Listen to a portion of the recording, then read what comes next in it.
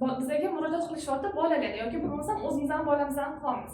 O'sha vaqtda qanaqa diagnozlar bilan ishlashimizni, qanaqa ko'zdan kechirishimizni hozir mana bilmay ko'ramiz.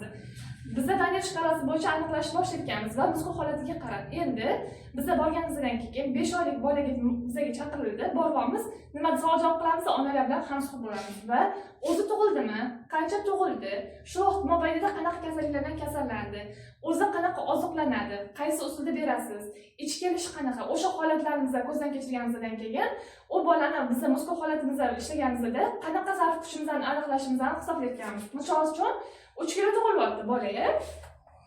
3 kilo. Vez va rost ekan. Vez bilan rostimizni bola tug'ilgan zahoti nima qilinadi? Akshir ginekologlar tortib ko'rar ekan o'sha radomlarda.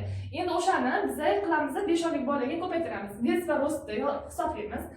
Vezimiz 3 kilo tug'ildi. Endi rostimiz misol uchun o'zi stabilniy bola 50, 51, 52 sm ekan. Misol uchun 50 sm olaylik. 50 sm. Endi bizda Daniel shkalasi bo'yicha hisoblanar ekan. 1 oylikdan 6 oylikgacha bo'lgan bolalarni vez va rosti standart bo'yicha qaysi etapda bo'lishligini mana shu vez va rostga qarab 5 oylik bolaga ko'paytirar ekanmiz. Bo'ladi 1 oylikdan 6 oylikgacha bo'lgan bolalarniki 600 gram plus 800. Mana shu gramni biz norma deb oladigan bo'lsak, endi 5 oylikgacha bo'lgan bolani, 5 oylikka bo'lgan bolani mana bu vez va rostini hisoblaganimizdan keyin mushkul holatiga qarab ishlashimizni qilar ekanmiz. Endi vezini hisoblaymiz va rostini. 50 sm bo'lyapti. Rostimiz qancha bo'ladi? 1 oylikdan 6 oylikgacha stabilniy normada rostimiz